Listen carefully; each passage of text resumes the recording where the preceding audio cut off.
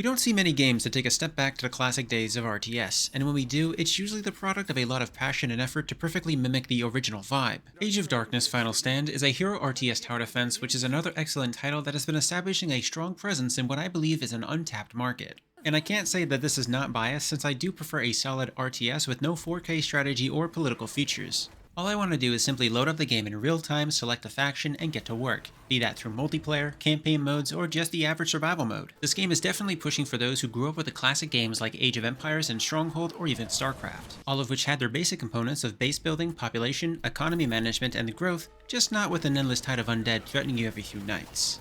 Starting off on a bad note, the game just launched out of early access, but has seen many issues in terms of quality performance and crashes among the minute-long loading scenes when you start up a new game or you load a previous file. I'd like to say that the campaign mode is a little underwhelming. It's quite drawn out with a lot of dialogue to help you comprehend the world and lore surrounding it, as well as tutorials for each faction, their structures, army, and so on. A lot of this campaign is very handholdy, which is done in a way to introduce you to the game, but if you are a veteran of this genre, you'll see that it's not that complex, so you don't feel like you're accomplishing anything here or getting any good story out of it.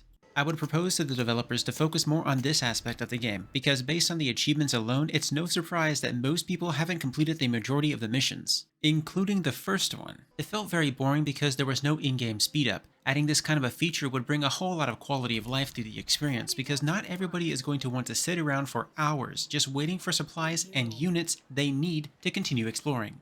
You'll spend a significant amount of time waiting for your units to be trained and then spawned before sending them out during the campaign modes, alongside some defensive waves, but once again, really hoping they pull back on this slow build-up, because as it stands right now, survival is the only mode you'll ever want to jump into.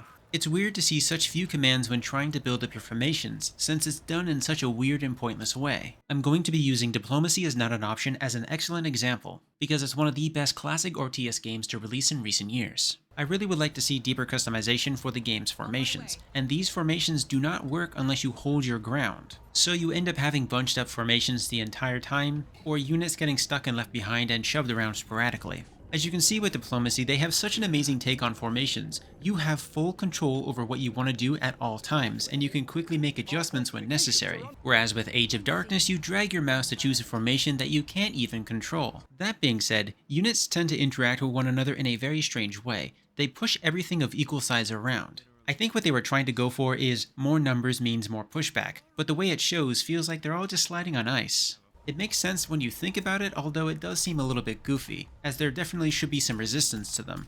If you're acquainted with Age of Empires, Stronghold, or any other classic RTS, especially those that were more hero-focused, then this is definitely a game you want to keep tabs on. You can choose from 3 different factions, each with 2 different heroes, which offers different playstyles, passives, and ultimate abilities once you've leveled them up enough. Oddly enough, I didn't really see myself using them all that much outside of their passives, since similarly to Stronghold and their crossbow rush, arbalists here are pretty overpowered in large or even small groups. Every run you'll begin with your town hall, building up your economy, workers, army, and expanding to push back the darkness until you succumb to the vast horde of nightmares that pour out of hell every few nights. This night system is fine, but the amount of time you invest waiting around for multiple days until this horde appears can be quite taxing, especially when you do not have much motivation or desire to expand outwards or to explore once you hit level 6. Visually, it's a bit on the lower side of quality, with shadows and units feeling like they are running and moving at a lower frame rate, especially with the day-night cycles. While it is a little rough around the edges, there is a clear direction that they want to take it in, which in this case would be a hero-based RTS with a mixture of tower defense that is randomized and not linear like you might be used to seeing. Roaming around the world every night and day farming enemies, you'll be doing this to level up your hero in search of ruins and materials to expand your kingdom, while attempting to establish as many footholds as possible that you will try to hold onto while managing your resources and economy while also protecting them as you expand, making it a pretty big task. Every few nights, a crystal that is holding back the tide will spawn and shatter, sending a horde of ever-increasing difficulty straight into your town hall, taking out anything that gets in their way.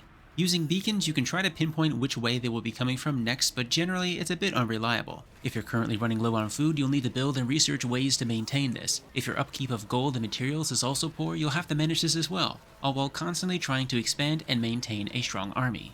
It definitely feels like it's missing something with survival mode, because the whole game is based on how long you can survive, not necessarily to an end reward for accomplishment, but more aiming to those that want to showcase their abilities with a classic RTS. Where if you're looking for more campaign missions, once again backtracking on that feature, it's not terrible, it just needs to be worked on because survival mode, while challenging, does eventually get stale and campaign mode is a real drag to sit through each tutorial mission for hours. Currently, it does have a multiplayer mode in which you and a friend can defend your respective sides until you both fall. The main problem here is that it was not a mode that I was able to play because half of the time it was disabled, and nobody that I knew wanted to actively pick up the game, and there weren't many others in the community who were interested in taking on the challenges with a complete stranger. This is due to it being P2P and not currently having a lobby system. I have very mixed feelings here with what I experienced. Age of Darkness clearly scratches a traditional RTS hero craving, which I'm sure many older people would love to indulge in. Unfortunately, I cannot fully recommend it as the current time of review after playing through 12 hours of the campaign and survival mode of varying difficulties. My main complaint would be the lack of game modes.